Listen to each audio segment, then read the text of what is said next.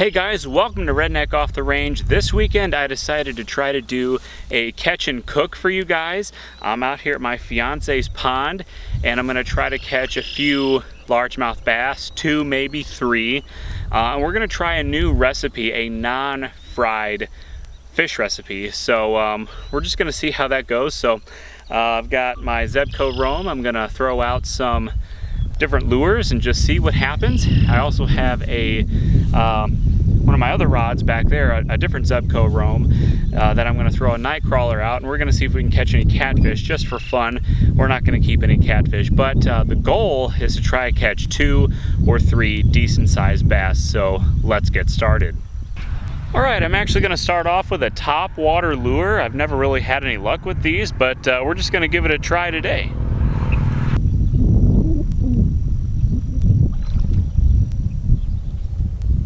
Actually got something. Wow.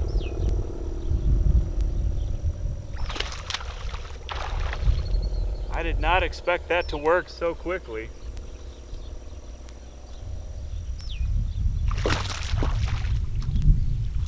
Oh, he got off. Let's try that again.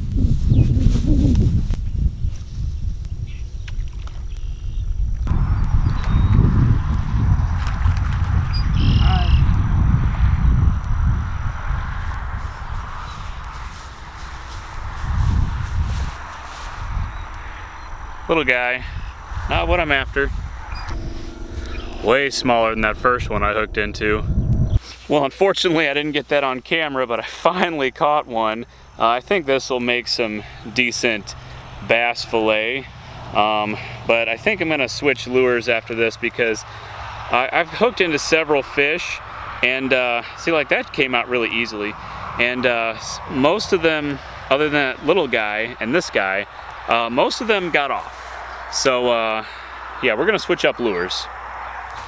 All right, let's try a bluegill pattern crankbait, see if that has any better luck.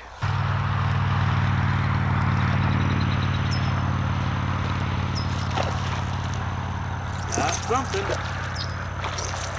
There we go. All right, decent bass number 2. I think I might try to get one more for filleting because they're not like super big, but and you never know, I might screw one up. I'm not the best at filleting, but I'm gonna keep trying for one more and then maybe just, you know, fish for fun after that. All right, I moved a little further down, see if I have any better luck on this end of the pond. All right, we're gonna finish up with a jerkbait. This is a pretty big jerkbait, but hey, we're after big fish, right? All right, nothing wanted the jerkbait, so we're just gonna try this little chartreuse square bill before we call it a night. Just try to catch one more fish. And also nothing has hit the catfish rod yet, so I don't know what that's about because usually catfish are pretty active in this pond.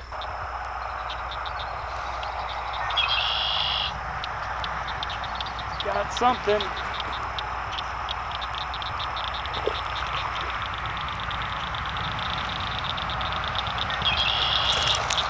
Got him.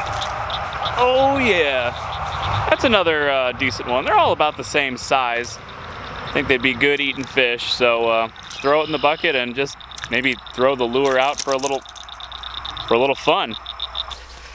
Oh my God, you guys. I put that fish in the bucket and the very next cast, just for fun, I caught this guy. This is probably the biggest bass I've ever caught. I think I'm gonna go get my scale and weigh him, and we're just gonna see how much he weighs. So hold on a second.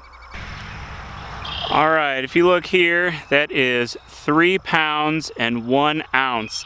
I would say that's probably my personal best bass. I don't know that I've ever caught one bigger than that, and if I did, I've never actually weighed it to see, so we're just gonna call this my personal best.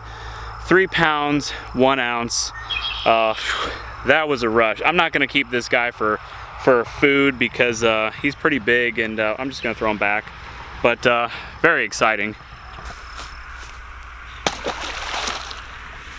All right guys, so it's the next day and the recipe that I chose to go with is a grilled bass recipe. I got this on georgiawildlife.blog, so it's the Georgia Department of Natural Resources has a little blog where they have 5 mouth-watering bass recipes, and I'll link that in the description.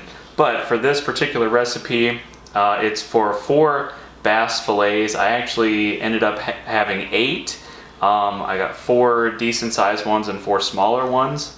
But so we're kind of gonna adjust the recipe accordingly.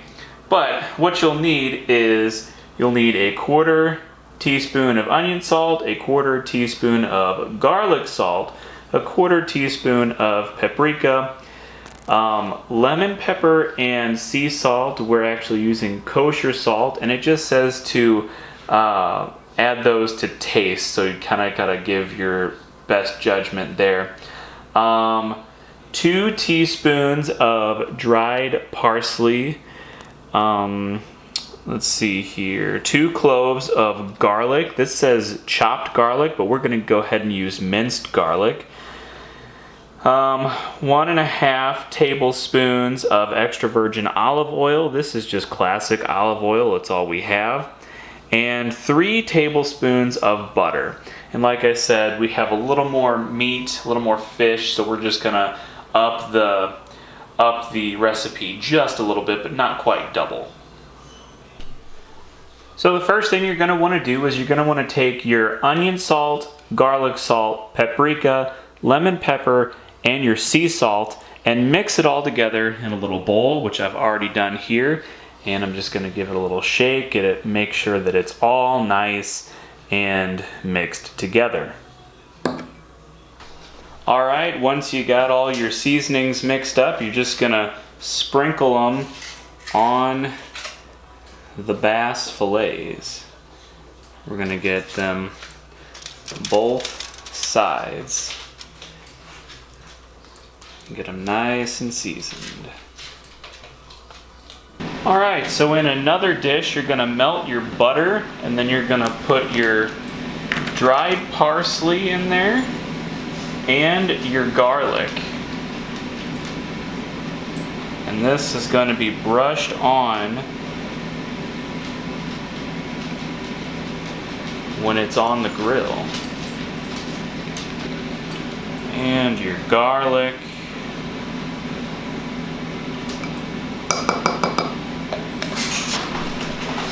And we're just gonna mix that up.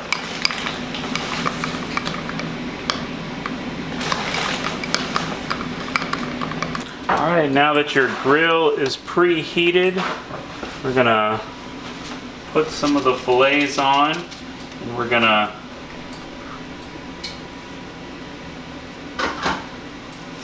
have that butter mix, and we're gonna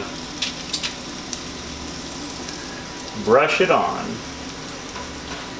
I already have it on the bottom, so we're just gonna very quickly put it on the top. And we're gonna cook this for 7 minutes.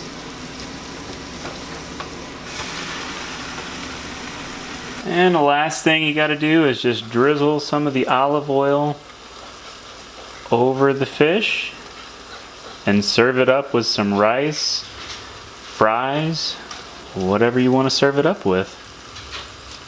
And that's it. All right, let's give this a try.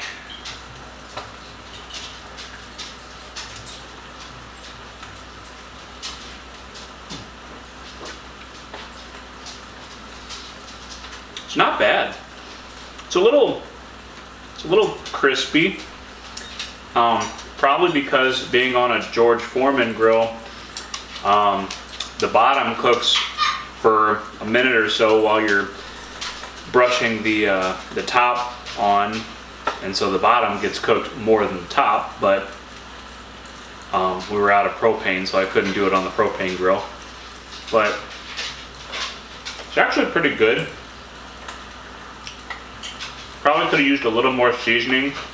Again, it's not an exact science when you're just kind of like 1.5-ing it. You're not completely doubling it. I probably should have just doubled it though. It probably would have been a little bit better if I just doubled it. But I would recommend it. So if you're looking for a non-fried bass recipe, I would give it a shot. And like I said, the link I put in the description, it's got 5 recipes total. So there's 4 other recipes if you would like to try something different than this. But this is the one I wanted to go with first. So I kind of like it. And that's all I have to say about that. So subscribe to my channel, and until next time, be safe.